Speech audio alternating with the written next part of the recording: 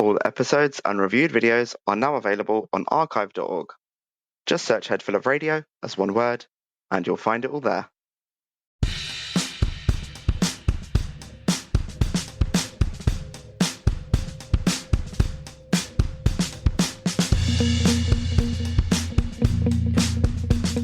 Welcome to Head Full of Radio, where a longtime Radiohead fan goes through the whole recorded discography alongside his friend, who's only familiar with the song Creep. Will we agree on the songs? Can I convert him into a fan? Let's find out. And welcome back to part 2 of my interview with Andrew on discussing his trip to Berlin and how he got in at those further 2 concerts. Thank you, Nico. And you're going to hear me discuss making a map for people after my first night from the previous episode.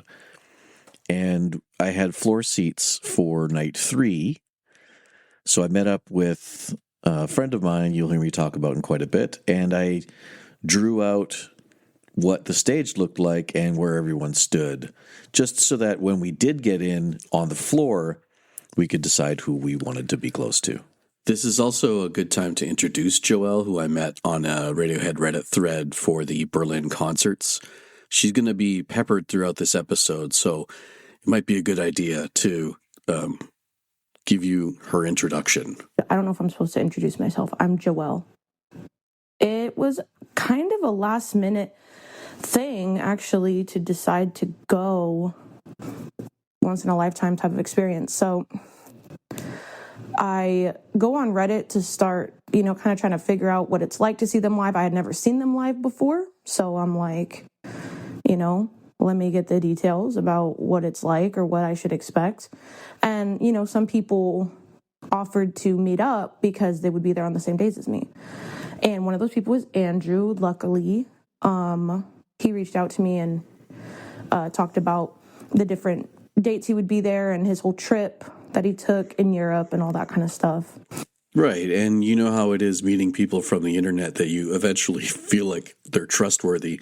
You have to figure out where to meet, and so we ended up meeting at this weird church thing. Oh, yeah, we went to this bar in a church.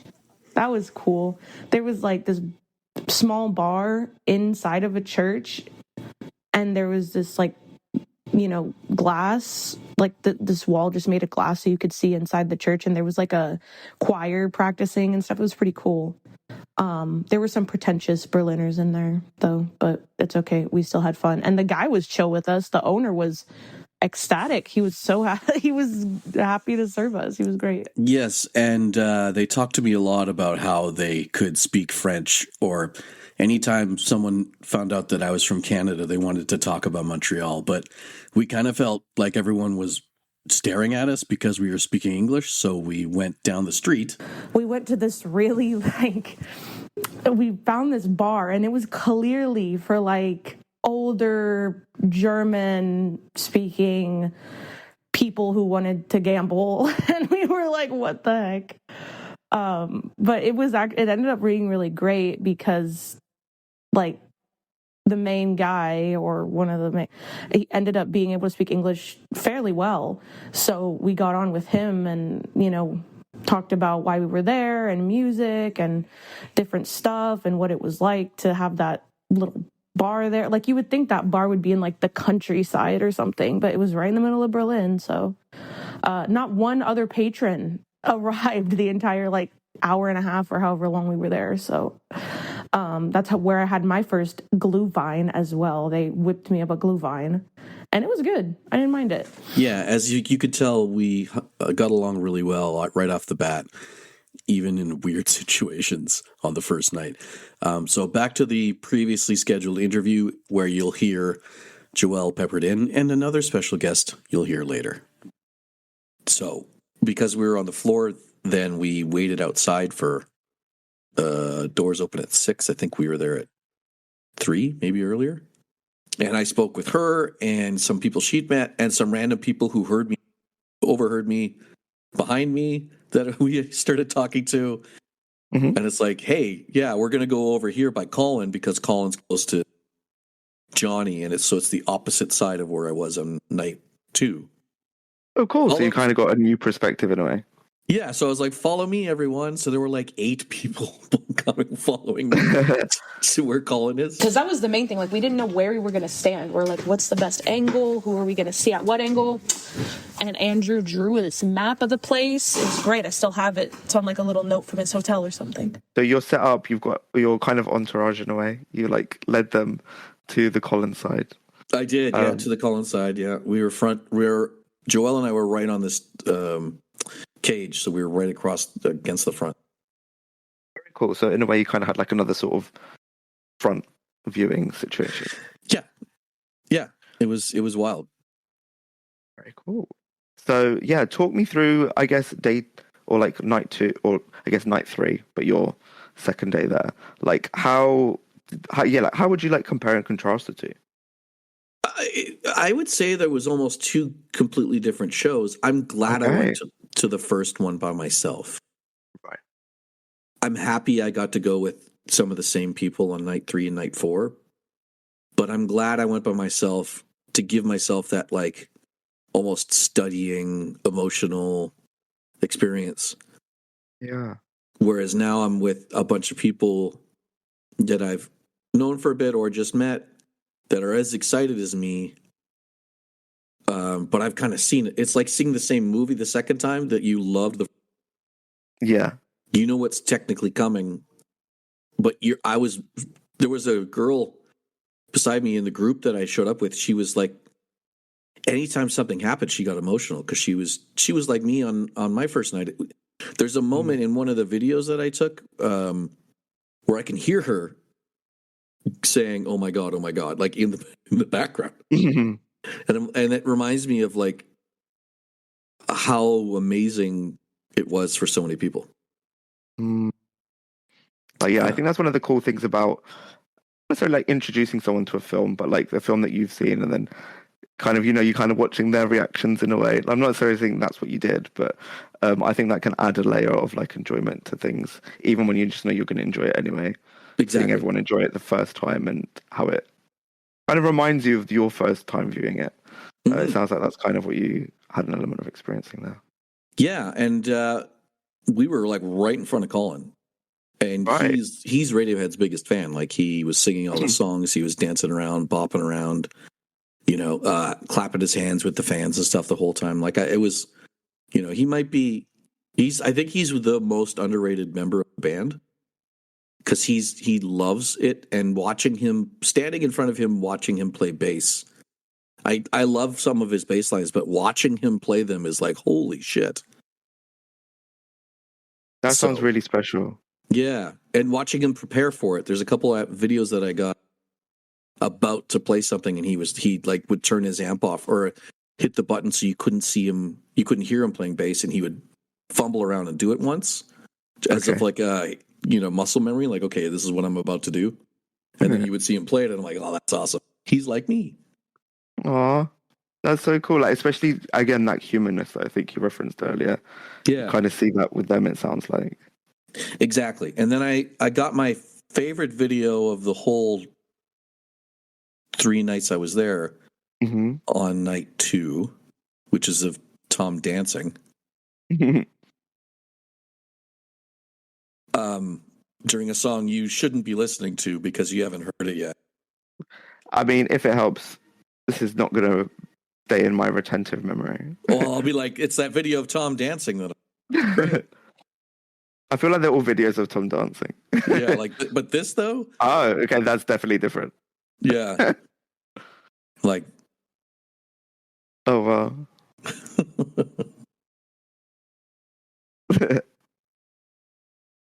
I'm like, yeah, you know what? That was awesome. That's very cool. Yeah. So it took me a little. I'm going to give you the most random song made me cry on too. I was not expecting to cry unless I heard All I Need Again. Right? And why was that? What was... Just because I'm like, okay, I've got it all out on my night 1. The show's night 2. I don't think anything's gonna hit me as it did for All I Need. That's like the song that I knew would crack me open. Yeah. So I'm watching, and all of a sudden the Kid A comes on, Okay. and I'm standing there, and all of a sudden I just start bawling, and I look at Joelle, and I'm crying, and she's looking at me like, "What's wrong with you?" I'm like, "I don't know. Why of all songs is Kid A doing this to me? Like, I have no emotional attachment to this compared to other songs." Yeah. So I just stood there like laughing at my for being emotional. Did you get a feel for maybe why it hit you the way that it No, did? I still don't know. I still don't know. I think maybe it was because I wasn't expecting it, or Right. yeah, I don't. I'm still like laughing and getting emotional. Yeah. And then they played a song called "Videotape" next, which is sad-ish, and so I just kept going. Mm. And then a few songs later, they played "Everything in Its Right Place," Right. and that was the last one that got me that night. Understandable, to be fair, like with that. Yeah, because that also used to be a different alarm clock song for me. Okay. Because I like starting my day mellow. I swear, any song that I've ended up putting as my alarm clock, I've had to just not listen to it for a long time because it's just associated with waking me up. That's right. And yeah, that was my whole night. I did hear a few of the same songs here and there, different songs, or songs in different places on the set list. Okay, so it's still quite a variety then. Like, it wasn't just like copy paste. Right, and they got through 2 + 2 is 5 that night. It didn't get messed up, so that's good. Nice. They've worked that out. They did, yeah, they worked that out. Oh, but the night didn't end there, my friends. No, we got up to some stuff. I swore we like ate and stuff. We went to McDonald's. We went to German McDonald's. After I think the first night we went together. Oh yeah, we waited for the band. Hello. We did wait for the band. That was my idea. I literally snuck in my vinyl. I snuck in my OK Computer vinyl to the venue because I wanted them to sign it after. But we were not so lucky. We got a wave from Tom though. He did. He waved at us while he was walking to his car, and it was nice. I mean, I wish I would have gotten an autograph, but the wave was still cool. Like, he acknowledged. He's like, "Oh yeah, hey guys." But they all like sped off. Like they were not gonna stop. But you know, it happens. They're older. They want to just get out of there, I guess. And we've decided, hey, it's probably because they had to reschedule some shows. They don't want to get sick again because that would really suck, Awesome. So that was night 2. I guess at this point, I know you said that you were glad that obviously you had the first one to yourself, and this one was the first time with kind of the people you were there with. And it sounds like they felt like very different nights. They were, and night 3 was too. Night 3 was, okay, I've done this twice. Now this is just like, and I've taken enough pictures the other 2 nights. Now we're on the Tom side. Okay. And let's just have some fun. Well, you probably thought that 2 parts was already pushing it, but no. We have part 3 out next week.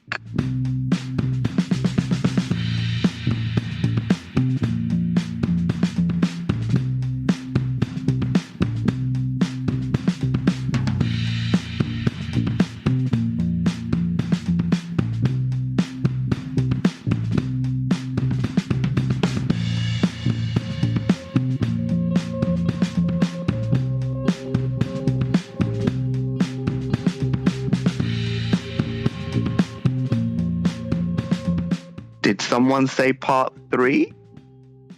Stay tuned for part 3 coming out next week.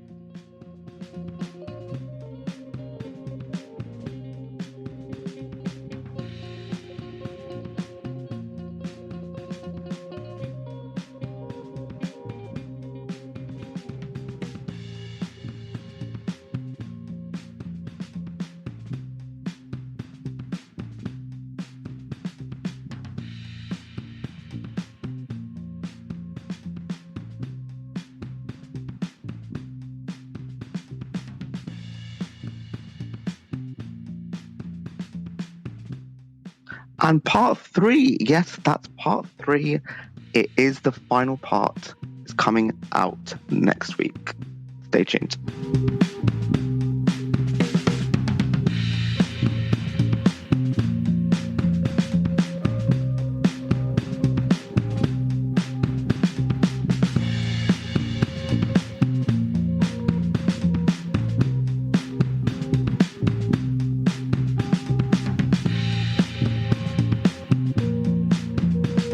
This podcast is recorded and edited using Discord, Riverside, and GarageBand. The intro and outro music is a Radiohead cover and can be found on Bandcamp under the name Lift. That's Lifte. Find us on TikTok, Vimeo, Instagram, and archive.org under the name @HeadfulOfRadio.